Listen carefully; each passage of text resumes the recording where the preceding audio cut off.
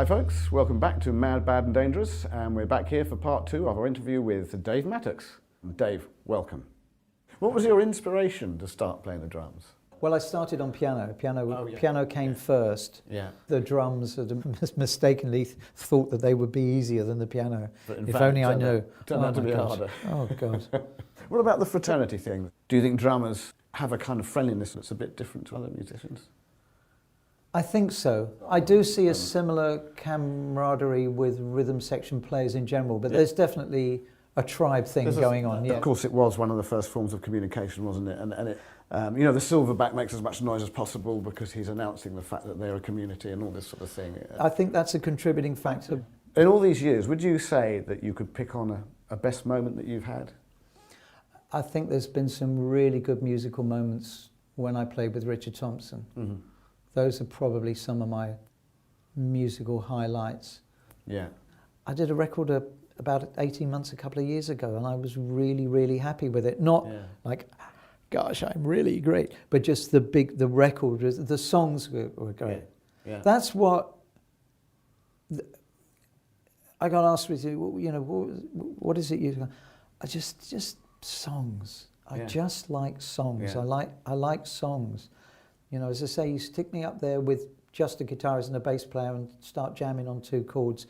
2 minutes, I'm bored. I don't, you know, it doesn't do anything for me. And I wouldn't say that there's necessarily an inherent implication that everything has to be organised. I'm not an organised freak in my life, but I like playing songs. They could be simple songs, they could be complex songs, they could have a lot going on, they could have not a little. I like playing songs. Yeah, and that's and that's where Fairport Convention were, weren't they?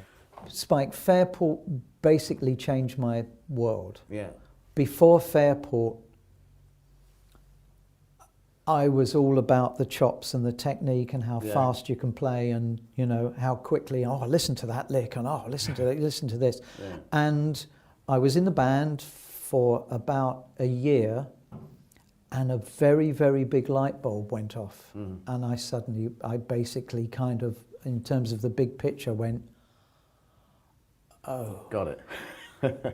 And I stopped and I kind of walked away from that, and I started being more concerned about, if I do this, that might get in the way of him, and what's going to make that work behind that vocalist, and basically thinking more about, as we were saying, crafting it for the song. For the song and for the music, and less about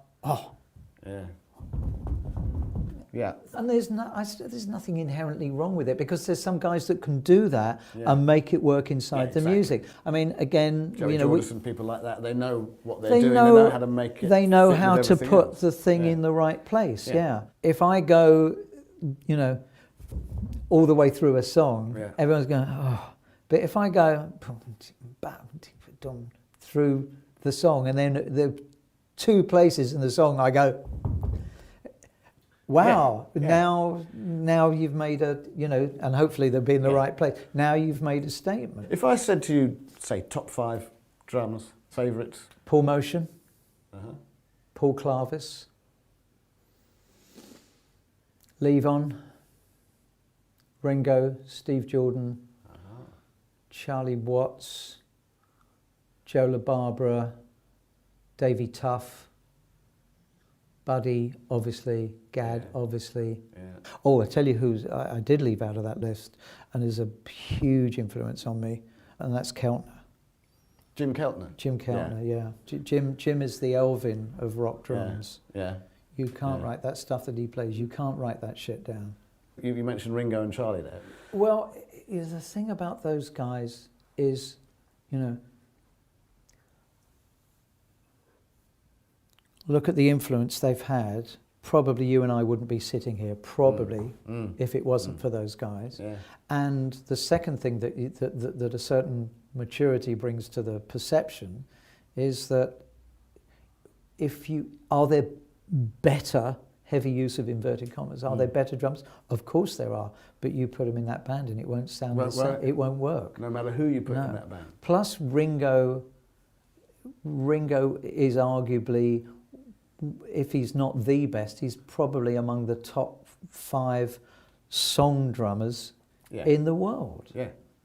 Here's a guy who, you know, he broke so many rules. You know? I mean, I love the big band drummers, and I love, you know, and I love that transition, and I love what, you know, I love what Earl Palmer did, and when, you know, how he brought it, you know, took it into the 60s and everything. But Ringo kind of really broke the rules. And when you listen to the Beatles at the BBC, you know, you're hearing kind of, you know, samba beats, you're hearing a little bit of big band drumming, you're hearing shuffle, you're hearing all sorts of stuff. That's why they wanted him in the band, and everything felt good. I once heard that in the studio, Abbey Road or wherever it was, they kept saying to him, Ringo, will you close your hi-hat, please? Your ride cymbal is for the splashy sound. Yeah. And he said, no, I like it like that. I like that half opened. I like that chunky, splashy sound. So that's how I'm going to do it. Ah. And of course, ever since, people have been using that. You don't think as twice. A lovely, fat, rocky sound, or jazzy, or whatever. You know. People don't think twice about that. Yeah.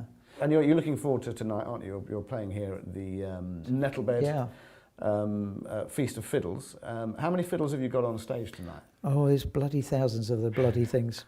I know there's 13 people in the band. Yeah. It's a lot of fun. It's 2 guitars, bass guitar, drums, keyboards, doubling sax, and 7 fiddle players, some of whom double up on acoustic instruments. It's a pretty big noise. And you're doing the UK with this? We're doing the UK, yeah.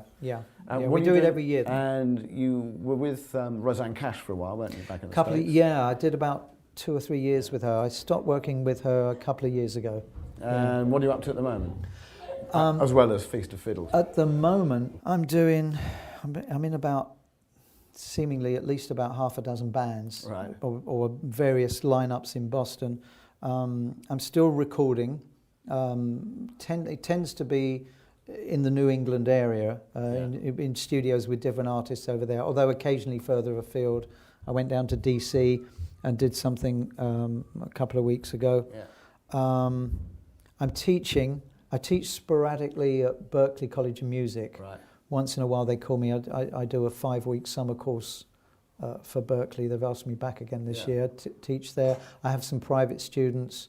I do drum clinics. And I'm also, I mean, Glyn Johns hasn't got anything to worry about, or anyone else.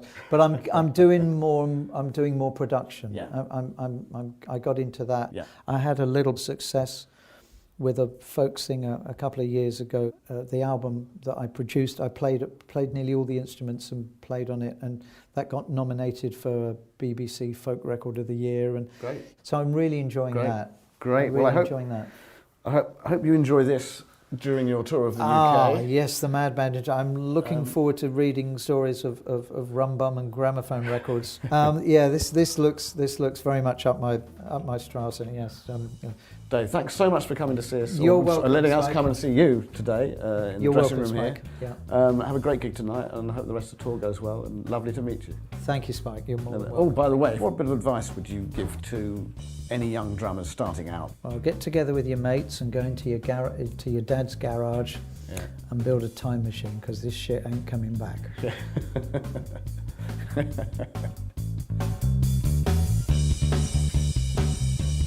Hi there. Hope you enjoyed that second part of our interview with Dave Mattacks. Check out the first part if you haven't seen it over there, along with our other videos. Coming soon, our special new feature Q&A session with Jerome Marcus, followed by our interview with Bob Henrid of Kinks and Argent fame.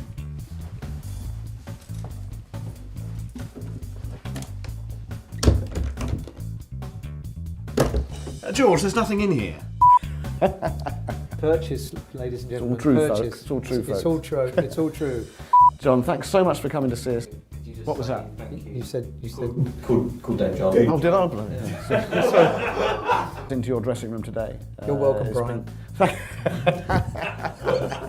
New feature Q&A session with Jerome Marcus, followed by our interview, the first part of that, with Dave. No. Hi there. Hope you enjoyed that first part of our... No.